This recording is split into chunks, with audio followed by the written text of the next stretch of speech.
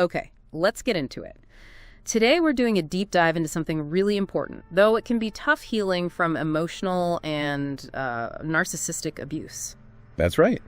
We've got some really compelling sources here, mainly centered around the No More Chains book and also a docuseries called Fractured Bonds. And our mission really is to walk you through what these sources offer.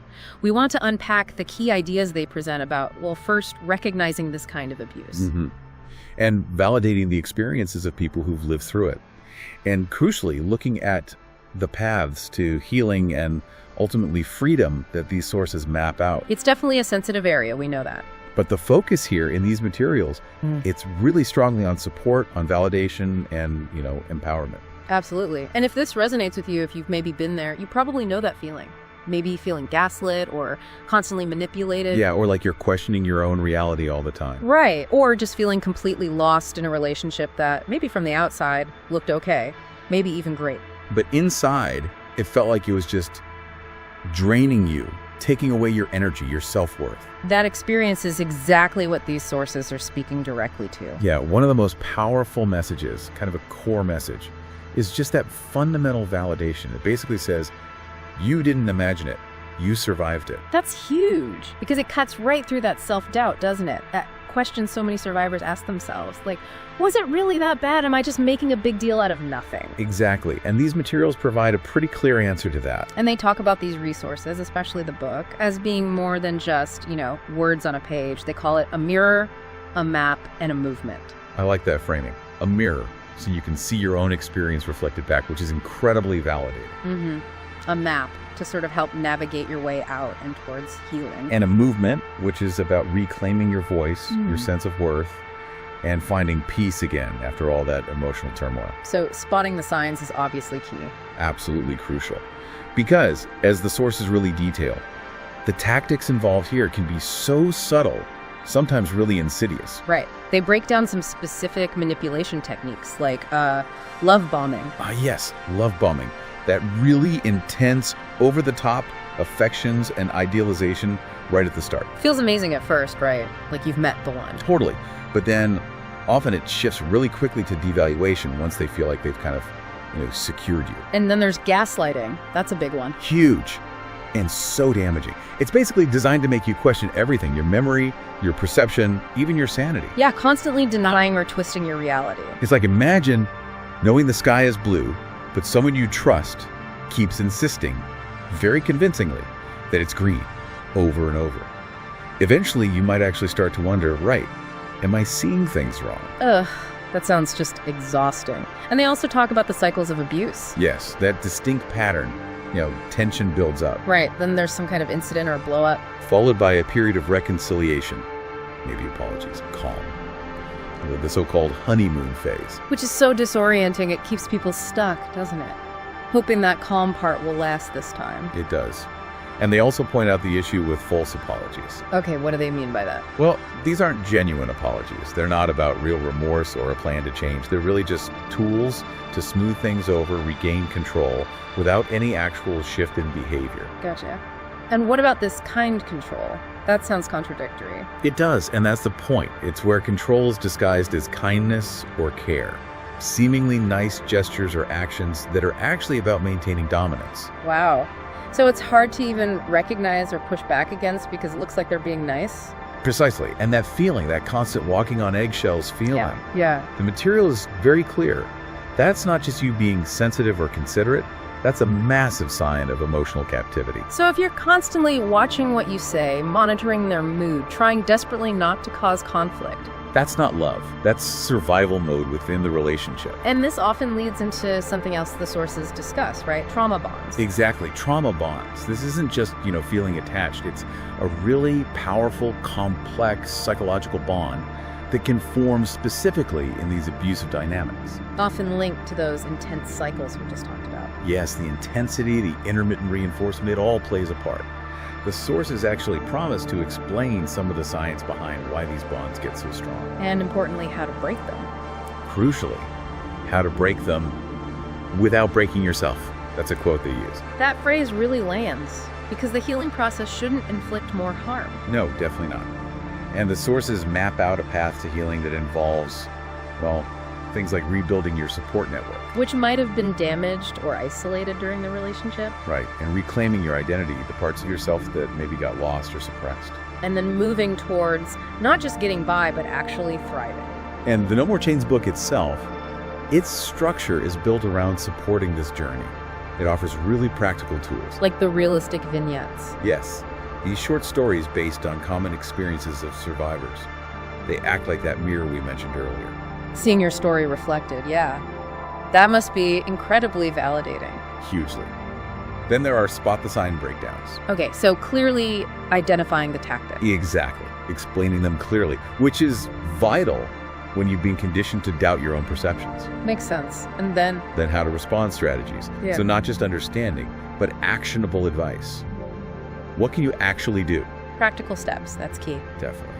And it also includes affirmations and journal prompts.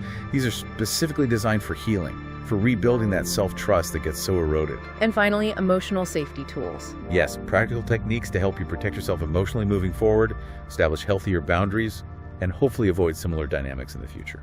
It sounds incredibly comprehensive. And who's behind all this work? It's spearheaded by Minister L. Robinson. He's the author of No More Chains, and also the founder of something called the Church of Real Talk. Okay. And what's his mission, according to the sources? His stated mission is really about helping people live with radical authenticity, to heal out loud, without shame, and to basically never dim their light for anyone else. That's powerful. Does he mention inspirations? He does. He credits guidance from his mentor, someone named Amaris, and also the wisdom passed down from his grandparents, Russell and Olivia Johnson. So there's a legacy aspect to it? Very much so. He actually calls this work a soul offering. It's framed as honoring that legacy, the idea that survival is sacred. And choosing to heal is, in itself, a revolutionary act. Wow, healing is a revolution. I like that. It reframes it completely, doesn't it? And the core message woven through everything, aimed right at you, the listener, the reader, Yes. is just deeply validating. You're not crazy, you're not broken, you're not too much. It was the relationship dynamic? Exactly. You were just in a relationship that thrived off making you feel small. And he talks about the healing room. What's that? He describes it as encompassing these projects, the book, the docuseries, the community, seeing it not just as a project, but as a real movement, a space where truth meets art, where healing meets honesty. Creating space for that authentic recovery. Yes, and there's specific resources people can access right now that we found in the source materials. One is the No More Chains, The Complete Healing Experience. It's a digital bundle. Okay, tell us about that. So it costs $9.99. And for that, you get the No More Chains ebook we've been discussing. Which sounds like page after page of validation itself. It really does. Plus, you get something called the Healing Sessions soundtrack. Music. Yeah, original music that was actually inspired by stories of trauma and transformation. It's described as sonic affirmations, like audio support for your healing. Interesting concept. Anything else in the bundle? Bonus music videos, too. And the sources are clear. They describe these not just as content, but as medicine. Medicine for the soul. That's the idea. The book, that validation, it's all geared towards helping you trust your own voice again, especially after experiencing that kind of emotional warfare where your reality was constantly questioned. And it's important to mention, isn't it, that buying this bundle also supports another project. Yes, exactly. Part of the money from the bundle sales goes directly to funding the production of the Fractured Bonds, Tales of Betrayal docuseries. Okay, so let's talk about that series. What's its focus? It's described as being raw, very real, unapologetically human. It's dedicated to sharing those often untold stories of emotional abuse, manipulation, betrayal. Not just what happened, but what never got said. That's a key phrase they use. It aims to give a platform, a voice, to people who were silenced in those relationships. whether it was with a partner or maybe a friend or even family. Exactly. It invites survivors to speak their truth freely, without shame. And the whole foundation seems to be this idea. When we speak our pain, we don't just heal ourselves.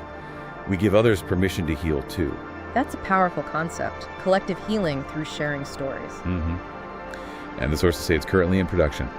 They're collecting stories through interviews, both in person and virtual. And weaving them together. Yeah, into what they call a tapestry of testimony, using music and focusing on restoration as well. And funded, in part, as we said, by things like the No More Chains bundle sales. Who is this series for, ultimately? The materials say it's for Really, anyone who's ever been made to feel like their heartbreak didn't matter, anyone who's experienced betrayal, silencing, or that insidious gaslighting. For people maybe still healing quietly, or maybe ready to speak out. It sounds like both the book and the series really circle back to some core empowering messages for the listener. They absolutely do. Messages like, take what you need, reclaim what was stolen. And you're not broken, you're breaking free. That's a great one. Also, you don't need permission to heal. You just need to begin. Simple but profound. And maybe most importantly, you're not alone. You never were. So, to wrap up our deep dive today, we've journeyed through these sources, looking at how they validate experiences of emotional and narcissistic abuse. How they help identify those specific, often confusing tactics of manipulation. Right. And shed light on things like trauma bonds. And importantly, offer tangible tools and point towards community resources for that healing journey. Wherever you might be on your own path listening to this, maybe still feeling like you're in the fog, or perhaps you're right there standing at the edge of a breakthrough. The aim of these materials seems to be to meet you where you are, offering that support and guidance. So as we finish up, here's something maybe to reflect on, drawing from what we've discussed, especially regarding the Fractured Bonds project. Okay. Consider this. How does that act of sharing stories, of bringing pain and silence out into the open, how does that actually transform individual suffering? How does it become more than just personal pain? Exactly. How does it potentially build into a collective force, something that fosters healing and freedom, not just for the person brave enough to share, but maybe for everyone who listens and hears a piece of their own truth in that story? Turning personal pain into shared power, in a way. Yeah, something powerful to think about.